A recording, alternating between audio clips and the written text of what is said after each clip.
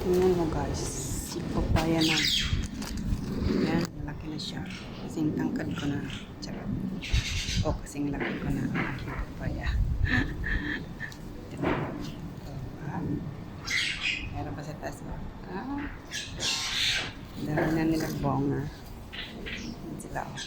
Pero parang may nakita ko dito. Ano to? Ay. Patay na na ano. Patay na naibon pala to. Patay na naibon. Sana ganun. Gawa ko sila ng bahay dito.